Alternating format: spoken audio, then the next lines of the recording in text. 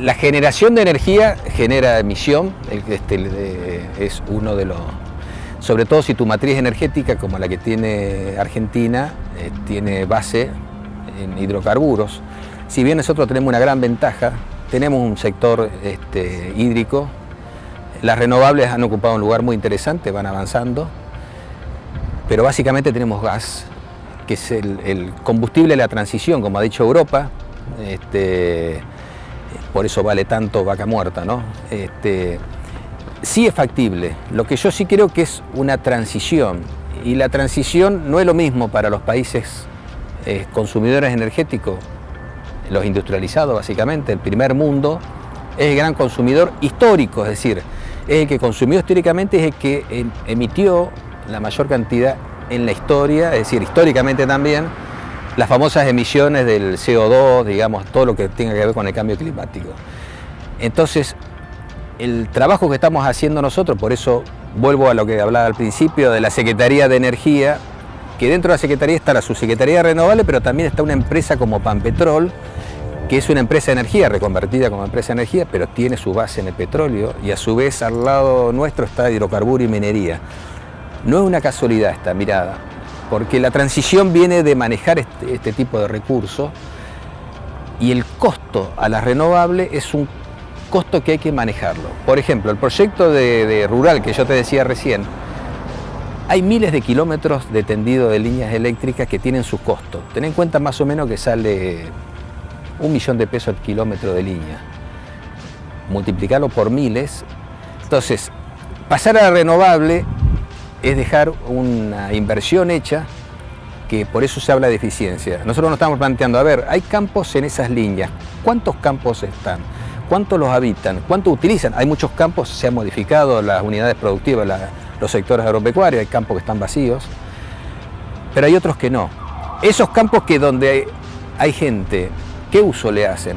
¿Necesitan la línea eléctrica? O, por ejemplo, ¿pueden poner renovables y aportar a la línea? ¿Pueden utilizar parte? Entonces, es mucho más complejo que ir y poner un panel solar y cortar la línea. Hay que hacer un criterio. ¿Por qué pensamos esto? La idea no es pegar el salto a las renovables 100%, sino que hay un costo, y ese costo tenemos que ver de dónde cómo lo bancamos, ¿no? El ahorro tiene que ver más con la conducta. Prender y apagar la luz, es decir, la luz que no utilizás en una habitación, apagala. Eso es ahorro. La eficiencia tiene que ver más con la tecnología, es decir, una luz LED alumbra más o igual con menos consumo energético.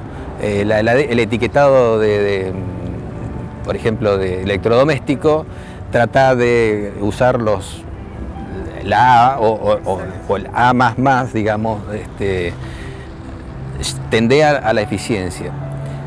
Pero yo siempre planteo lo mismo, no nos estresemos en esta idea, porque no todos somos iguales en el consumo.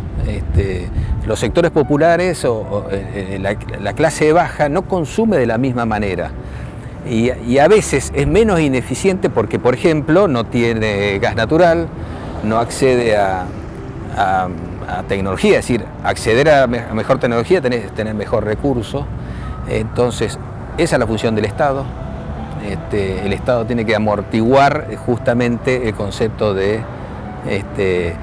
hacer accesible la tecnología más eficiente a los sectores populares, que es la que históricamente contaminó menos. Esto se da lo mismo en el mundo, es decir, yo soy un convencido que todos estamos comprometidos con el tema del cambio climático, pero yo no soy igual que un estadounidense o un europeo. Yo asistí a algunas convenciones de cambio climático y es muy indignante, porque uno ve las convenciones de Naciones Unidas, los exhortos, los líderes mundiales, y yo me acuerdo hace muchos años el PNUD había hecho un informe de cómo, eso ya en el 2008 hablaban de que el cambio climático era irreversible.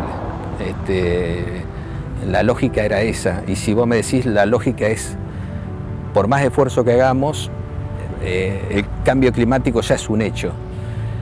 Lo que no va a cambiar demasiado es la historia de la humanidad. Siempre hubo un sector que la sufrió que quedó afuera de las ciudades, que quedó afuera que se moría de hambre. Hasta el día de hoy millones y millones de personas se mueren de hambre y hay alimento. Y lo que va a existir con el cambio climático es que hay gente que tiene capacidad de tener un paraguas, un aire acondicionado y un bronceador, y otra gente que se va a morir por las radiaciones porque le tiene que salir a laburar o no tiene esas condiciones. Eso siempre existió. Había un documento de Naciones Unidas que decía que en Londres, en el Támesis, estaban invirtiendo 1.400 millones de dólares para ver las variaciones de los niveles de agua producto del cambio climático. En el mismo momento, en la zona costera de África, la gente le estaba enseñando a nadar frente al cambio climático. A mí me indigna mucho eso, pero bueno, la historia es qué podemos hacer nosotros cada uno individualmente,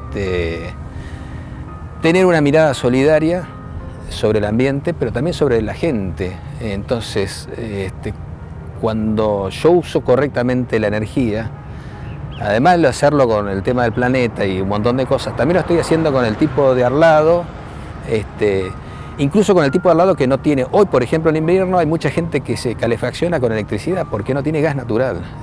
Los que tenemos gas natural la disfrutamos. Entonces, por eso digo, para no tener esa mirada muy europea o urbana o muy,